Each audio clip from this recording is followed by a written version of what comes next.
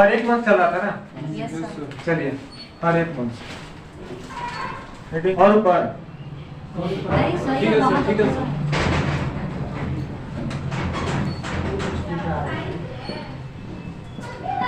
हर एक वंश है ना। चलिए हर एक वंश से स्टार्ट करते हैं। नदियां बता दिए थे हाँ सर। महाजनपद में। महाजनपद में, यस सर। ठीक है।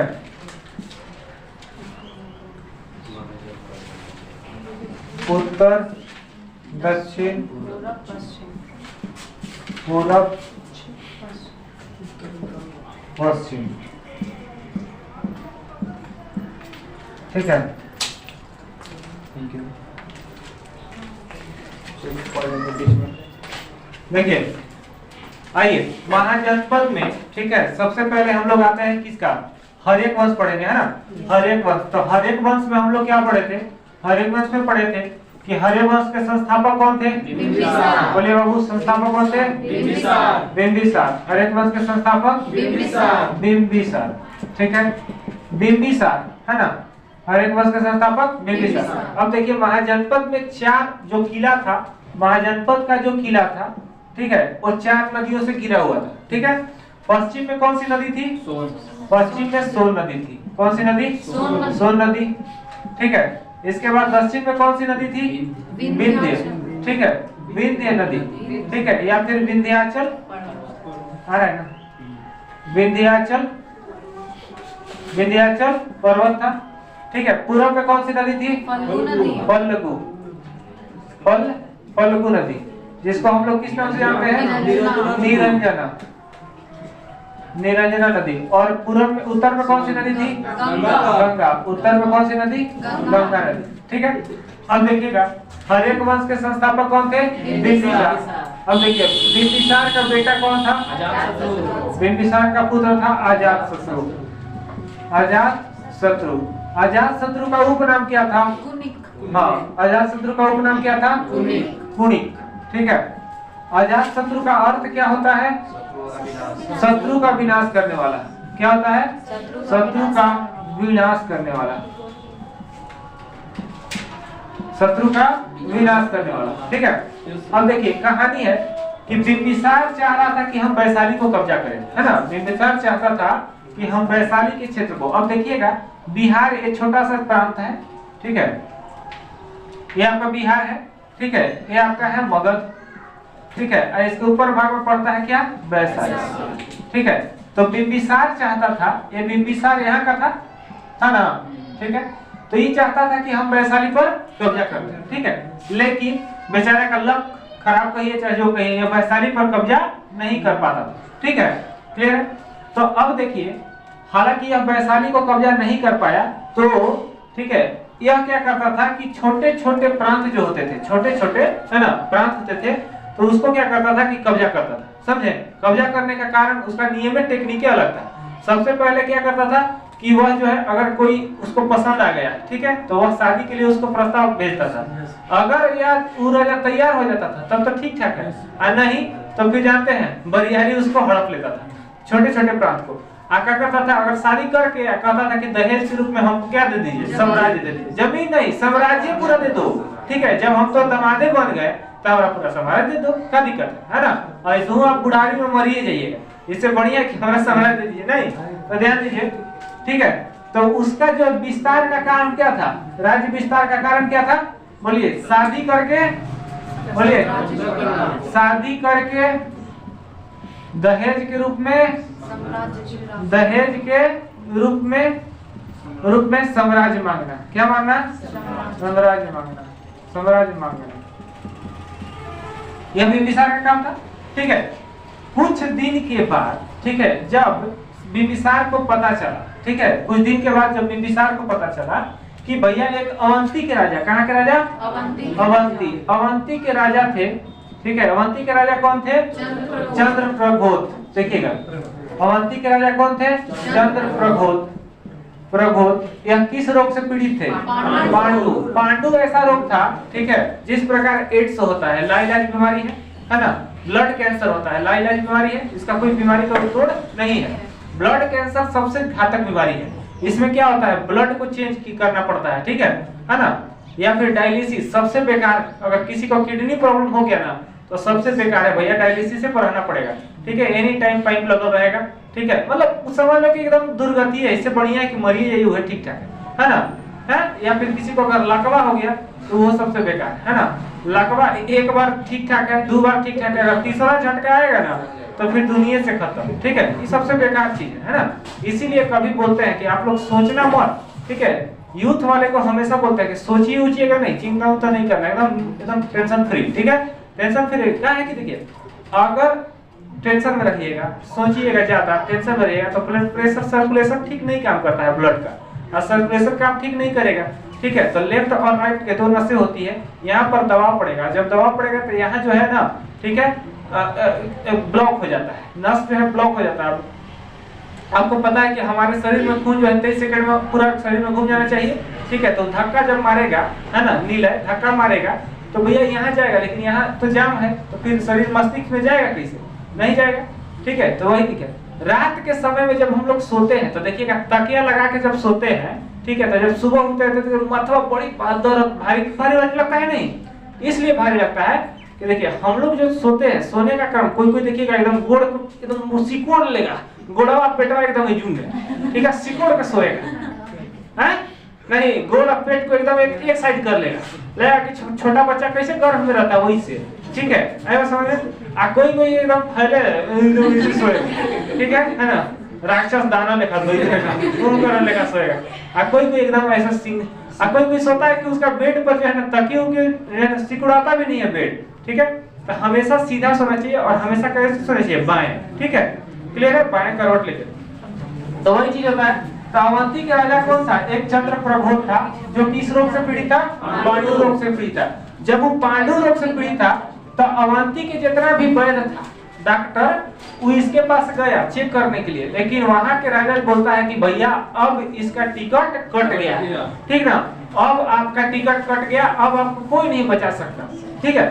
यही बात का पता किसको चलता है, बिंबिसार, किसको पता चलता है, तो यह इसको पता जब चलता है तो इस चंद्र प्रघोत के पास अपना एक राजवैद्य भेजता है, अपना एक क्या भेजता है, राजवैद्य, ठीक है। उसका नाम क्या होता है भैया, जीवक, ठीक है। राजवैद्य जीवक को भेजता है, या आप जाकर देखो कि चंद्र प्रघोत का जो इलाज है या तो वो सही रूप से ठीक हो सकता है कि नहीं। तो जीवक जाता है तो कहता कि अरे ये कुछ है, तो बाएं हाथ का खेल, इसको तो ठीक कर देंगे, ठीक है।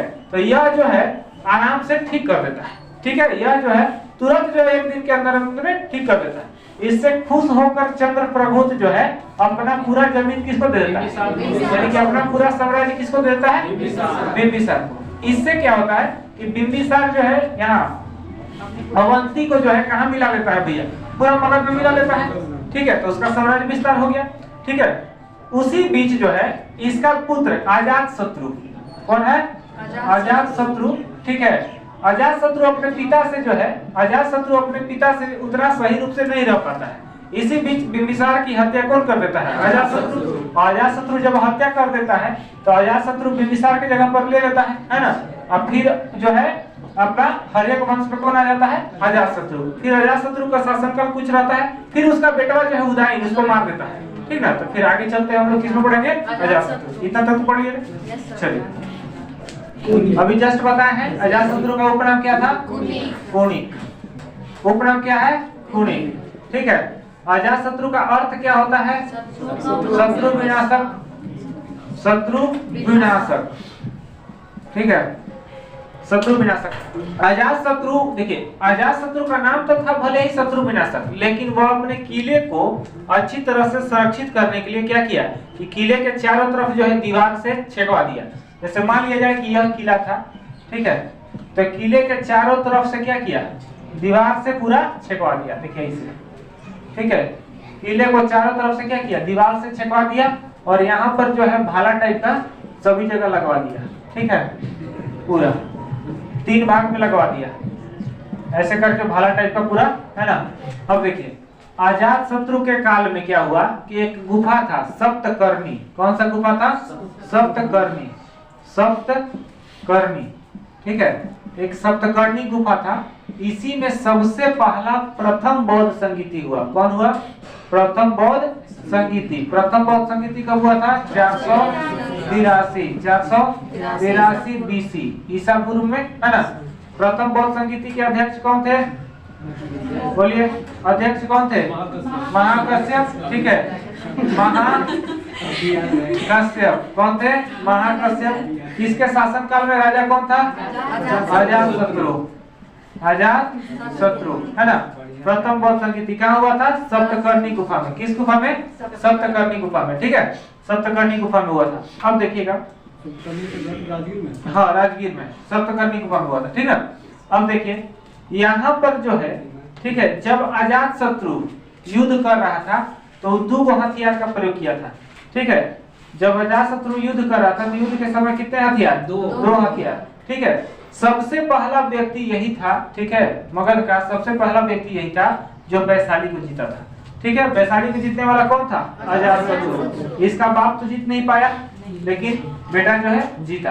तो जब वैशाली का युद्ध, वैशाली के सप्तकर्णी गुफा में, ठीक है, सप्तकर्णी गुफा में जो है ना बौद्ध संगीति प्रथम हुई थी। कौन सी? प्रथम बौद्ध संगीति कब हुई? 483। उसके अध्यक्ष कौन थे? राजा कौन थे? इसके बाद उसका बेटा उदयन जो है इसकी हत्या कर देता है। जैसी करनी वैसी भरनी। चूंकि यह जो है अपने पिता को वध किया था तो इसका बेटा भी इसको वध कर दिया। अजातशत्रु की जीवनी खत्म। बढ़िएगा, चलिए तो लिख लीजिए। आते हैं हम लोग उदयन पर। किस पर आते हैं? उदयन। ठीक है, उदयन किसका बेटा था? अजातशत्रु का। अजातशत्रु के पिता? ठीक है, बिंबिसार। ठीक है, अब देखिए उदयन के बारे में समझते हैं। चूंकि उदयन क्या हुआ था? उदयन जो है अपने पिता की हत्या किया था, यानी अजातशत्रु की हत्या किया था। इसलिए देखिए क्या बोलते हैं, बिंबिसार। बिंबिसार की हत्या किसने की? और अजातशत्रु की हत्या? ठीक है, तो याद रखना है कि बिंबिसार, ठीक है, बिंबिसार की हत्या किसने की? अजातशत्रु। अजातशत्रु और अजातशत्रु की हत्या? उदयन। ठीक है, इस उदयन इसलिए, ठीक है, इसको हम लोग एक और नाम से जानते हैं। क्या कहते हैं? पितृहंता। क्या कहते हैं? ठीक है,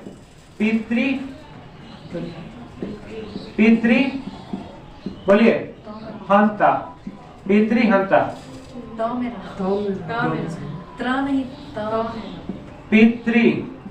पितृहंता, उसको क्या कहते हैं? पितृहंता। याद रखिएगा, बिंबिसार की हत्या किसने की? अजातशत्रु के। इसीलिए इसको क्या कहते हैं? पितृहंता। उदयन बहुत योग्य शासक था। ठीक ना, बहुत अच्छा शासक था। ये क्या किया कि गंगा और सोन, क्या किया भैया? गंगा प्लस सोन नदी के संगम पर, गंगा और सोन नदी के संगम पर एक शहर बसाया। ठीक है, शहर बसाया। कौन सा शहर? पाटलिपुत्र। पाटलिपुत्र एक शहर बसाया जिसका नाम क्या था? पाटलिपुत्र। तो याद रखिएगा, पाटलिपुत्र शहर की स्थापना किसने की? किसने की? उदयन। पाटलिपुत्र शहर की स्थापना किसने किया था? उदयन ने। ठीक है, बहुत अच्छा शासक था। ठीक है, तो गंगा और सोन नदी के संगम पर एक शहर की स्थापना किया। कौन सा? पाटलिपुत्र। ठीक है, जिसके संस्थापक कौन थे? उदयन। ठीक है, अब आगे बढ़ते हैं। उदयन का पुत्र था। ठीक है, कौन था? पुत्र था। पुत्र लिखेगा उदयन का पुत्र, लिखिए, रिकवर कर देंगे। उदयन का पुत्र नागदशक था। उदयन का पुत्र नागदशक था। ठीक है, यह एक अयोग्य शासक था। यह एक अयोग्य शासक था। उदयन का पुत्र नागदशक था। यह एक अयोग्य शासक था। ठीक है, ठीक है, यह एक अयोग्य शासक था। इसकी हत्या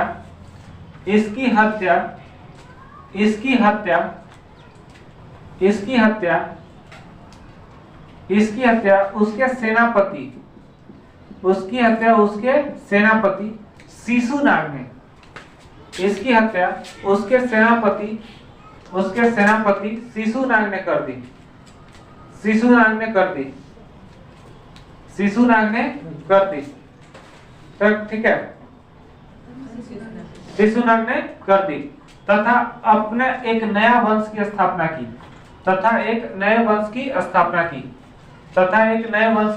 की। जिसे क्या कहते हैं? शिशु नागवंश। क्या कहते हैं? शिशु नागवंश। ये थोड़ा सा गलती हो गया, ठीक है। जिसे क्या कहते हैं? शिशु नागवंश।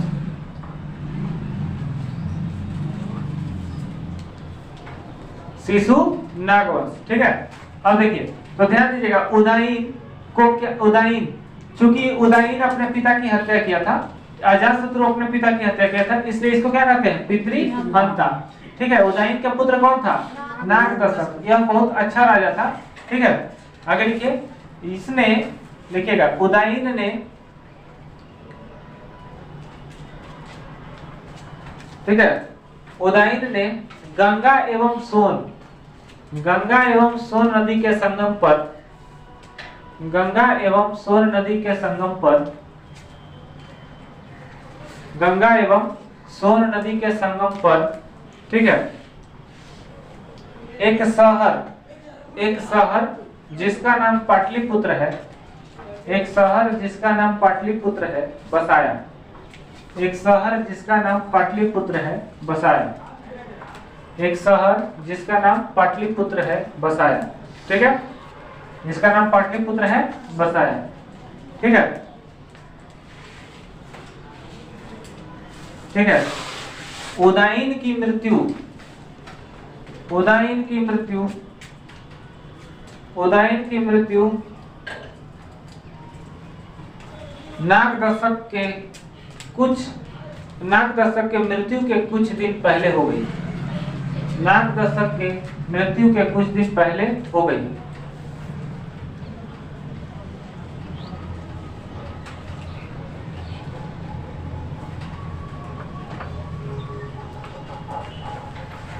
ठीक है, नागदशक के पहले कुछ दिन हो गई, ठीक है।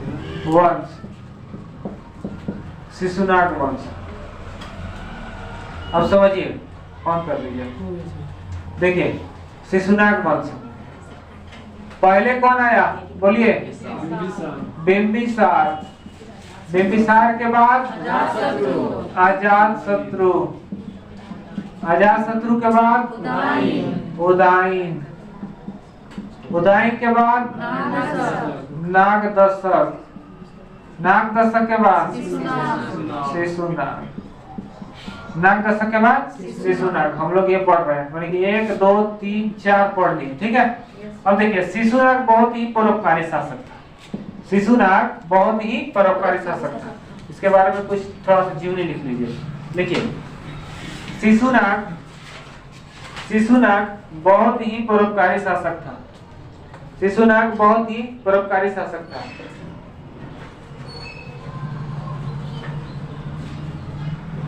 शिशुनाग वंश के संस्थापक शिशुनाग ही थे। शिशुनाग वंश के संस्थापक शिशुनाग ही थे। शिशुनाग ही थे। शिशुनाग वंश के संस्थापक शिशुनाग ही थे, ठीक है। संस्थापक कौन थे? शिशुनाग ही थे। यह अपनी राजधानी कहाँ बनाया? यह अपनी राजधानी वैशाली बनाया। कहाँ बनाया? वैशाली। यह अपनी राजधानी कहाँ बनाया? वैशाली, ठीक है। यह अपनी राजधानी कहाँ बनाया? वैशाली। शिशुनाग का पुत्र कौन था? कलाशोक। शिशुनाग का पुत्र कौन था? कलाशोक, ठीक है। शिशुनाग का पुत्र या फिर अगला शासक कहिए, तो शिशुनाग वंश का अगला शासक कौन था? बोलिए, अगला शासक कौन था? कलाशोक। कलाशोक, ठीक है। कलाशोक कौन था बाबू? कलाशोक, ठीक है। कलाशोक के समय क्या घटना घटा था? बताइए, कलाशोक के समय क्या घटना घटा था? बोलिए, कलाशोक के समय क्या घटना घटा था? द्वितीय बौद्ध संगीति घटा था ना जी। द्वितीय बौद्ध संगीति, ठीक है। द्वितीय बौद्ध संगीति कब हुई थी? बोलिए, 383 BC में, ठीक है। अध्यक्ष कौन थे? बोलिए, राजा महाराजा आजा। वैश्या सबका काल है। कौन आ गया? समाकामी। समाकामी। राजा कौन था? कलाशोक। राजा कौन था? कलाशोक, ठीक है। कलाशोक के समय में घटना घटी थी द्वितीय बौद्ध संगीति, ठीक है। 383 BC में समाकामी अध्यक्ष थे, कलाशोक राजा। जैसे ही कलाशोक आया, ठीक है, याद रखिएगा, जैसे ही कलाशोक आया, सुनिए शिशुनाग जब आया था, ठीक है, तो राजधानी कहाँ बनाया था, है ना, लेकिन जैसे ही कलाशोक आया तो कलाशोक वैशाली को राजधानी हटा के फिर कहाँ कर दिया, पटना, फिर कहाँ कर दिया, पटना। तो स्थानांतरण किया, स्थानांतरण राजधानी किया, राजधानी कहाँ, पाटलिपुत्र, पाटलिपुत्र। कौन किया था बाबू, कलाशोक। कौन किया था, कलाशोक। ठीक है, तो लिखे, लिखेंगे, लिखेंगे कलाशोक के समय में, कलाशोक के समय में द्वितीय बौद्ध संगीति, द्वितीय बौद्ध संगीति, द्वितीय बौद्ध संगीति कहाँ हुई थी, जगह का नाम बताइए, वैशाली। कहाँ हुआ था, वैशाली, बिल्कुल वैशाली। वैशाली की कौन थी, आम्रपाली दुबे, नहीं, आम्रपाली जो थी, है ना, नृत्यांगना। किस धर्म में, बौद्ध की जैन, बोलिए, बौद्ध धर्म में, नहीं, बौद्ध धर्म। ठीक है, आगे लिखिए, कलाशोक ने अपनी राजधानी बदलकर, कलाशोक ने अपनी राजधानी बदलकर पाटलिपुत्र को बनाया, पाटलिपुत्र को बनाया।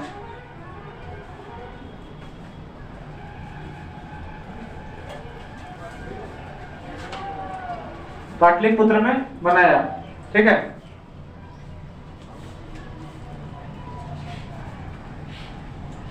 पाटलिपुत्र को बनाया। ठीक है, अब देखिएगा इस वंश का सबसे अंतिम शासक कौन था, पूछेगा कि इस वंश का सबसे अंतिम शासक कौन था, सबसे अंतिम शासक। देखिएगा इस वंश का सबसे अंतिम शासक कौन था बाबू, तो इस वंश का सबसे अंतिम शासक कौन था, बोलिए, याद है किसी को, इस वंश का सबसे अंतिम शासक कौन था, नंदी वर्मन। कौन था, नंदी वर्मन, नंदी वर्मन। कौन था, नंदी वर्मन। नंदी वर्मन के बाद, ठीक है, कौन आया, नंदी वर्मन के बाद किसका साम्राज्य हुआ, बोलिए, नंदी वर्मन की हत्या किसने की थी। सबसे पहले क्वेश्चन आता है कि नंदी वर्मन की हत्या किसने की थी, तो महापद्म नंद, महापद्म, बोलिए, नंद, महापद्म नंद। नंदी वर्मन की हत्या किसने की, महापद्म नंद। और जब हत्या कर दिया तो फिर एक नया वंश डाला, कौन सा, नंद वंश। कौन सा डाला, नंद वंश। ठीक है, नंद वंश, क्लियर है। तो आइए देखते हैं शिशुनाग वंश। सबसे पहले कौन पढ़े, बिंबिसार। बिंबिसार का बेटा अजातशत्रु का, उदयन का, नागदशक के। अब देखिए शिशुनाग हत्या किया था, बेटा नहीं था, हत्या किया था। ठीक है, अब जब ये हत्या कर दिया तो अपना साम्राज्य डाला, कौन, शिशुनाग। अब शिशुनाग वंश अपने राजधानी को कहाँ लेके गया, वैशाली। ठीक है, अब वैशाली। ठीक है, फिर इसके बाद अगला शासक कौन हुआ, कलाशोक के समय में द्वितीय बौद्ध संगीति कब हुई, 383। ठीक है, अध्यक्ष किसकी अध्यक्षता में, कौन राजा था, कलाशोक। ठीक है, कहाँ हुई थी, वैशाली में। ठीक है, जब कलाशोक का काल आया तो वह अपनी राजधानी कहाँ से, वैशाली से बदलकर कहाँ ले गया, पटना। कहाँ ले गया, पटना, यानी पाटलिपुत्र। ठीक है, अच्छा, जब अब देखिए इस वंश का सबसे अंतिम शासक कौन हुआ, नंदी वर्मन। नंदी वर्मन, नंदी वर्मन की हत्या किसने की, महापद्म नंद। और महापद्म नंद इसके बाद किस वंश की स्थापना की, नंद वंश की। ठीक है, तो याद रखेंगे क्या क्या ट्रिक था, हसीन मसू शाह। और से हर एक वंश, सी से शिशुनाग वंश और न से नंद वंश। तो अब आते हैं हम लोग नंद वंश पढ़ेंगे। ठीक है।